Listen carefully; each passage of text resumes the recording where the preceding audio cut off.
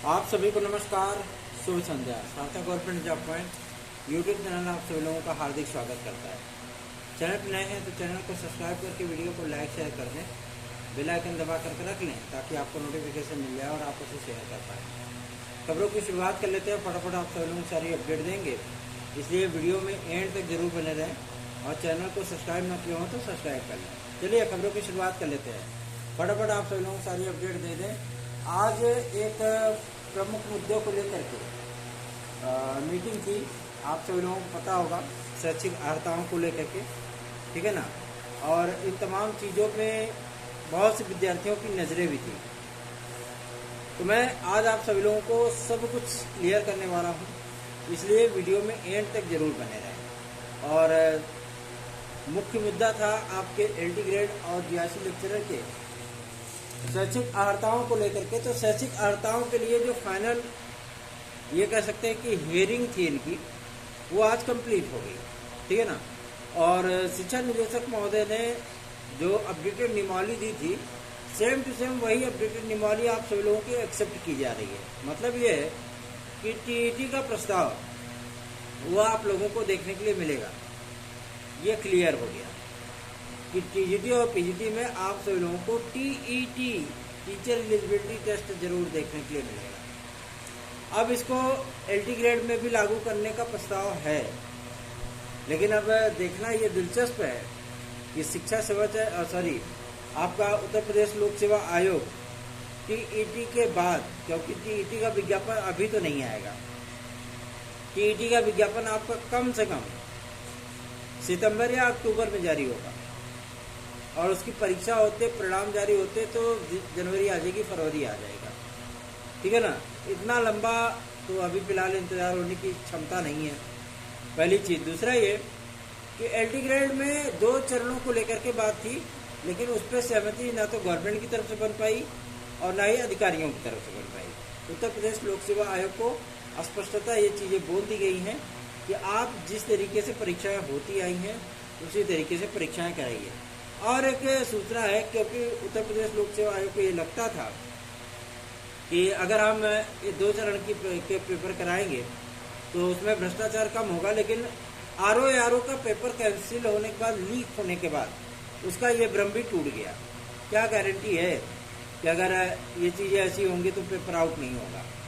Government ने आज यही सवाल किया, प्रमुख सचिव महोदय ने यही सवाल किया लोक सेवा के अधिकारियों से कि भैया क्या गारंटी है, समीक्षा अधिकारी, सहायक समीक्षा अधिकारी, पीसीएस आदि में 2 क्या 3 चरण होते पीसीएस में, क्या उसके पेपर आउट नहीं हो जाते हैं। तो ऐसी परिस्थितियों में यह कह करके कि हम एलटी ग्रेड को 2 चरणों में इसलिए कराना चाहते हैं क्योंकि उसका पेपर आउट हो जाता है, ऐसे में पेपर आउट होने की संभावना शून्य हो जाएगी। तो ये चीज़ें सही नहीं है, ठीक है। आप उसके लिए जुगत करिए, क्योंकि गवर्नमेंट अब जैसे बजट बनता है ना, जब बजट बनाने वाले जो कर्मचारी होते हैं उनको नज़रबंद कर दिया जाता है जब तक कि बजट पेश नहीं हो जाता है ना, ऐसी चीज़ें होती है ना। अब सेम वही कंडीशन होगी आपकी, ठीक है। सरकारी गाड़ियों के माध्यम से सेंटरों तक पेपर आदि को पहुंचाए जाएंगे, ठीक है। उसकी बाकायदा पूरी जिम्मेदारी, पूरी मॉनिटरिंग संबंधित विभाग के अधिकारियों की होगी, ठीक, पहला। दूसरा ये कि जो पेपर सेट करेगा, प्रिंटिंग करेगा, उन सभी लोगों को भी जब तक परीक्षा संपन्न नहीं हो जाती तब तक के लिए जो है मतलब उन्हें सार्वजनिक जीवन से थोड़ा सा अलग रखा जाएगा, ठीक है ना। सेम है, वैसे ही चीज़ें हैं जैसे कि आप लोगों के बजट में होती हैं। जब केंद्रीय बजट बनता है ना, तो कर्मचारियों को नज़रबंद कर दिया जाता है, उनसे सेलफोन वगैरह सभी चीज़ें ले ली जाती हैं, वो बाहरी दुनिया से पूरी तरीके से अस्तित्वहीन हो जाते हैं बेचारे, है ना। और जब बजट पेश हो जाता है तो उनको बाकायदा सम्मानित भी किया जाता है। सेम वही कंडीशन आपकी उत्तर प्रदेश में परीक्षाओं को लेकर के भी होने चल रही है, ठीक है। मुख्यमंत्री महोदय ने इसके लिए दिशा निर्देश जारी भी कर दिए हैं।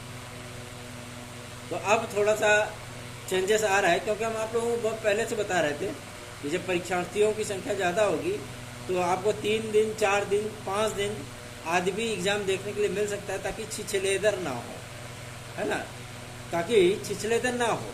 तो वही परिस्थितियाँ आप सभी लोगों को अब देखने के लिए मिलेंगी।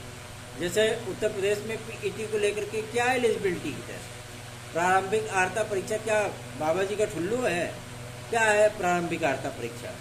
तो शुरुआत एक परीक्षा पे तो एक एग्जाम कायदे से फाइनल नहीं होता है, और रोज हर साल पीईटी होता रहता है।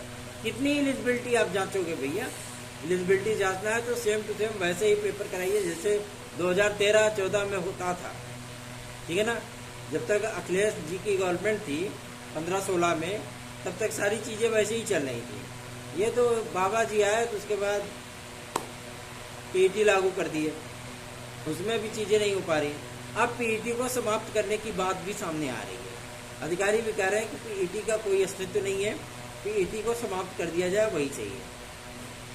विद्यार्थी एक बार 700-800 रुपए का फॉर्म भर के 2,500-3,000-4,000 रुपए खर्च करके वो जाए बेचारे एग्जाम दे करके आए, और उसके बाद जब रिजल्ट आता है तो नॉर्मलाइजेशन, परसेंटाइल, दुनियादारी, ये सारी चीज़ों में लटका करके उनको एग्जाम से इनवैलिड कर दिया जाता है, और जब परीक्षाएं होती हैं तो उसका रिजल्ट को पता नहीं होता है। तो ऐसी परिस्थितियों में पीईटी 2024 का विज्ञापन संदेह के घेरे में आ गया है। इस पे अब योगी जी का हंटर चलने वाला है, पहला। दूसरा ये एलटी ग्रेड और जीआईसी प्रवक्ता, एलटी ग्रेड की नियमावली में किसी प्रकार का कोई भी रद्दोबदल नहीं हुआ है। जैसे एलटी ग्रेड का नियमावली था सेम टू सेम वैसी चीजें हैं। बस एक परिवर्तन आप लोगों को ये देखने के लिए मिलेगा कि सामाजिक विज्ञान, संस्कृत आदि में या कला विषय में, ठीक है ना, किसी प्रकार का आप सब्जेक्ट कॉम्बिनेशन वाला मैटर शेष नहीं है। यही परिवर्तन है। 21 से 40 वर्ष की एज रिलैक्सेशन रखा गया है, और साथ ही साथ अभी जो बात सामने आई है ईडब्ल्यूएस को लेकर के कि एज रिलैक्सेशन इन विद्यार्थियों को ओबीसी, एससी और एसटी के अनुकूल दिया जाएगा। इस पे भी डिसीजन 2-3 दिन में होने चल रहा है। मतलब अगर 45 ईयर एज तक 5 साल का एज रिलैक्सेशन अगर दिया जाता है तो 45 ईयर तक विद्यार्थी आराम से आवेदन कर लेंगे ईडब्ल्यूएस वाले, ठीक। इस पर भी फाइनल सबमिशन हो गया है। जो रिपोर्ट हाई पावर कमेटी बनाई गई थी उसकी भी रिपोर्ट अब योगी जी के टेबल पे है, और 1-2 दिन में उस पर भी निर्णय हो जाएगा। तो जाहिर सी बात है कि एडवांटेज तो मिलेगा भैया, है ना। अब इसी को लेकर के जद्दोजहद चल रही थी आप लोगों के टीजीटी पीजीटी को लेकर के। तो टीजीटी पीजीटी में जिस तरीके का परिवर्तन उनको करना था वो कर चुके हैं, और तदर्थ शिक्षकों को इससे थोड़ा सा रिलैक्स भी दिया जा रहा है, ठीक है ना। क्योंकि न्याय विभाग के अधिकारियों ने इस बात की सहमति दे दी है कि तदर्थ शिक्षकों को गवर्नमेंट स्पेशल ट्रीटमेंट दे सकती है। स्पेशल ट्रीटमेंट आप नौकरशाहों की भाषा में समझ सकते हैं स्पेशल ट्रीटमेंट क्या होता है। नौकरशाह का मतलब समझते हैं? ब्यूरोक्रेट्स, है ना। ब्यूरोक्रेट्स जो होते हैं वो बड़े गजब के दिमागदारी होते हैं भैया, आईएएस पीसीएस वगैरह होते हैं, तो जाहिर सी बात है तो वो दिमाग तो लगाते ही हैं उसमें। तो उनको थोड़ा सा स्पेशल ट्रीटमेंट दिया जा सकता है क्योंकि वो तदर्थ शिक्षक हैं, ठीक है ना, और उन्हीं की सीटों का विज्ञापन आना है। तदर्थ शिक्षकों को परमानेंट करने पर फिलहाल तो गवर्नमेंट का कोई अस्तित्व शेष नहीं है। दूसरा, जो आज एक बात सामने आ रही थी कि 1,44,000 शिक्षा में जो टीईटी पास हैं इन सभी को परमानेंट किए जाने पर विचार हो रहा है, प्रस्ताव दिया गया है और इस पर बहुत जल्दी अनुमोदन हो जाएगा। ऐसे फिलहाल कोई परिस्थितियां नहीं है, ठीक है ना, क्योंकि 1,44,000 को परमानेंट करके डायरेक्ट 24.5 लाख विद्यार्थियों की नाराजगी मोल नहीं ली जा सकती, पहला। दूसरा ये कि आपस में लड़ रहे हैं डीएलएड और बीटीसी और बीएड वाले डिग्री धारक। एक अकेला चना भाड़ नहीं फोड़ सकता, सीधी सी बात है। आप सोचते हैं कि जो डीएलएड और बीटीसी वाले विद्यार्थी हैं वो ये सोचते हैं कि हम तीर चलाएंगे तो डायरेक्ट निशाने पर लगेगा, और जैसे 68,500 में था कि लगभग 22,500 सीटें खाली रह गई थी, और फिर वैसे वही कंडीशन होगी कि हम 40-45% की कटाव पर हम नौकरी पा जाएंगे, बीएड डिग्री धारक ऐसे ही रहेंगे।